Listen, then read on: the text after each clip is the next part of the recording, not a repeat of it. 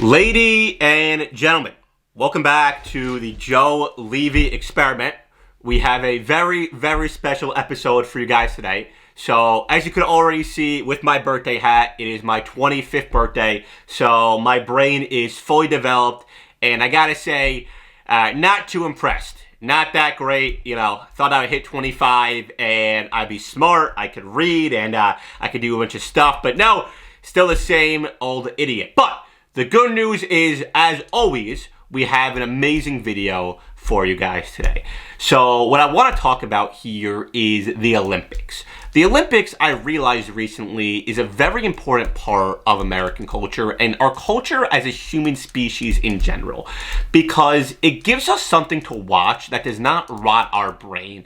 It actually is like a positive message. The Olympics show us that if you work hard and you really persevere and you put your mind to everything, you too can get disappointed, win bronze, and waste your entire life and want to kill yourself. But for the very few who do succeed and win that gold medal, it is actually successful and you do have a good life. So what the Olympics shows us is no matter how hard you try, no matter how hard you work, only a fraction of the percent will actually be happy and reach enlightenment. And even those people who do win the gold medal are not really happy. So what I decided to do, I already fixed All-Star Weekend. I already fixed Erica Kirk's love life. What I want to do now is fix the Olympics. So without further ado, we're going to go over the top 5 sports that should be added to the Olympics. Okay. So what these are going to consist of is things that we all do on a daily basis or have done, but things that we take for granted. Things that you might do good or bad, but you don't realize actually require a great amount of skill. And you've developed those skills over time, and now I feel like those skills have kind of gone to waste, or those skills are underappreciated. So what I want to do is highlight the exceptional capabilities of our human species and actually reward the things that actually matter in life. This isn't snow diving. This isn't skinny dipping. This isn't lacrosse with a water balloon. These are actual important skills that human beings have and need to master going forward. So, without further ado, these are the top 5 sports that need to be added to the Olympics. Okay, at number 5, we have acting sober in front of your parents.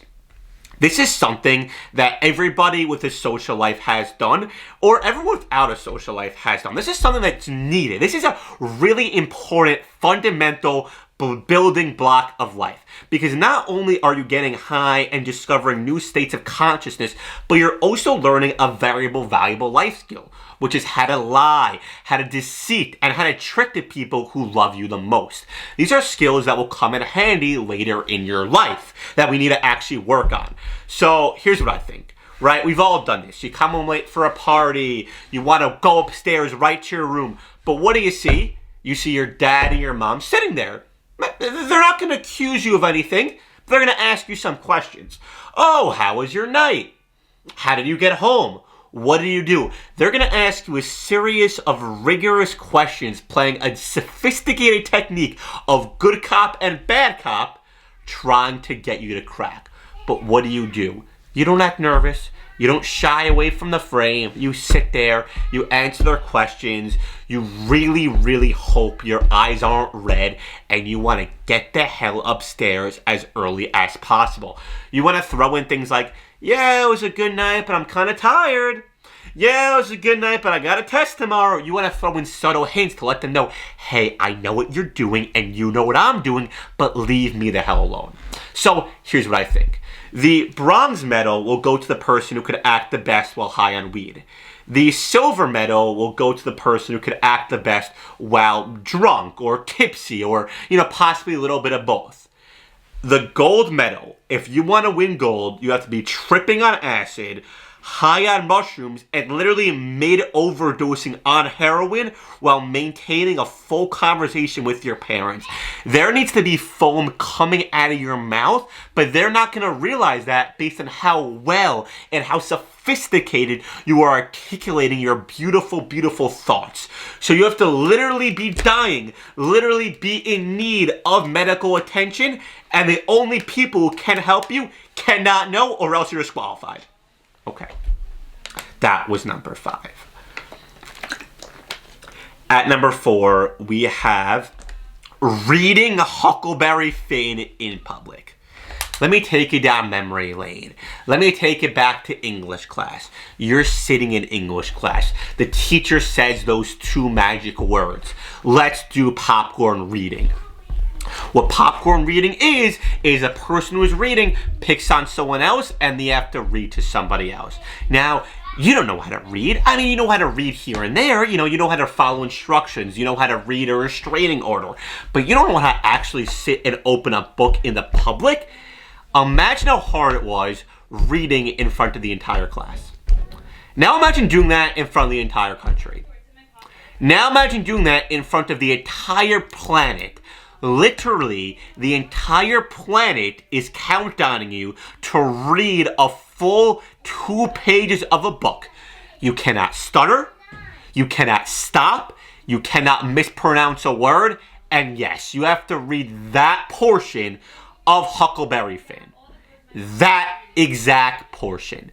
You cannot censor. You cannot cower. You cannot be defeated. Let the woke mob get to you. You have to read that book in stride and stare that English teacher in the face and stare down the rest of the classroom in the face. That, my friend, that will actually low-key, low-kurt genuinely actually show real skill. If you could read an entire page or 2-page or a paragraph of a book in front of the entire planet and not stutter, who gives a fuck about being a horse jockey? I mean, I'm a regular jockey. I don't even have a horse. I'm a cool jock, so that is not that impressive. Reading, that's impressive. Okay. At number 3, this is going to be really niche, but we have peeing in a water bottle while driving. Okay. Now, the girls who get that, get that. And before I scare off my female audience, and by female I mean one female, you have to understand how hard it is being a man. You're on a long road trip. Maybe you're smoking a cigarette or you're drooling and you're eating and the car's a mess. You say, okay, I'll clean up the car when I get to the destination, when I finally get to Great Wolf Lodge. And suddenly you have to pee. And you really do have to pee. It's not a joke. You have a bladder issue. A doctor told you have a medical condition. This is relatable stuff. And you're in the car. And you have to pee, but you're also drinking. Now, what is the purpose of drinking? You're making a trade-off. I'll paint you a picture. You're me, hypothetically. Imagine. I know it's hard to imagine. You have such a cool and awesome haircut or life. But imagine you're me. You have this much left in your water bottle. You have to pee, but you're also thirsty. So here's the trade-off you make. Okay, I'll drink this portion of the water bottle. I'll get more thirsty, but then I'll have room to pee in the water bottle. Okay, forget I said that. But the point is with the sport is that it's very hard. So you have to pee in a water bottle while you're driving and your girlfriend can't find out. Why is this hard? First of all, you have to have a small enough dick to fit it in the water bottle, or you have to have impeccable aim. So this will give people who actually have a small dick an advantage. Because those people have had it hard or soft for too long. So to give small dick people an advantage, I actually think you're actually giving back to the community and making the world a better place. So you have to pee in a water bottle while driving. It has to be on a full highway, real stakes, with your girlfriend in the passenger seat scrolling on Instagram. So she's not facing that way, but she's not facing this way. She's scrolling on Instagram. You have to subtly drink your water, pee in it, and then you have to throw it behind you without her realizing, and then you also have to empty the car before she realizes that. So it's almost a 4-step process to achieve greatness. Okay.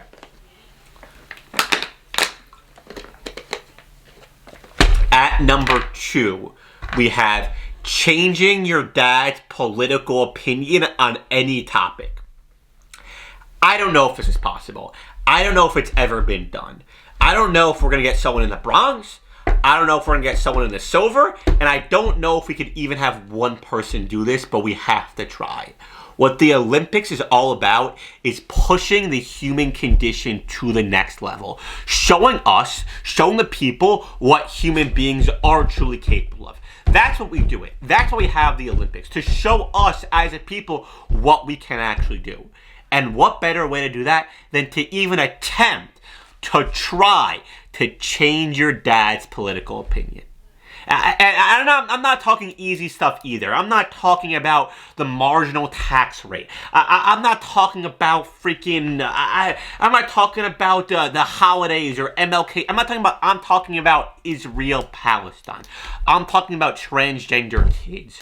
Okay? I'm talking about blacks being able to vote. I'm talking about things that people have their mind made up on. Okay? I'm not talking about should Ron Paul be a part of the Republican Congressional Committee, or is he really a rhino? I'm talking about should Nick Fuentes be president. I'm talking about real hard-hitting stuff that I know has never been. Okay. At number one,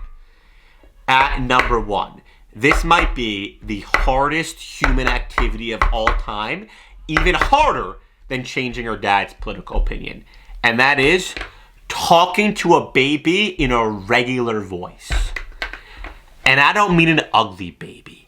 I don't mean some weird, deformed baby with his face here and his face there. I mean, imagine the cutest baby you know in real life.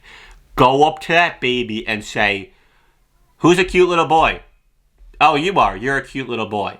Wow, you're so adorable. Wow, I want to pinch you. Wow, I want to tickle you. Wow, I want to squeeze you. Wow, you look delicious. Wow, I want to eat you. Wow, I want to eat this little baby up and put him in his soup and eat this baby." And then you must actually eat that baby if you want to win. You don't have to eat him for silver. You don't have to eat him for bronze. But if you want to eat that gold medal and you see a delicious baby, you must eat that baby. Oh, God. Hurt me. Well, that has been the Joe Levy experiment. Better than any little experiment that you did with your little baking soda volcano, you stupid little baby. Well, thank you so much for tuning in. Thank you for all the happy birthday wishes. I really appreciate that. And yeah, thank you so much and have a good day. How do I turn this thing off?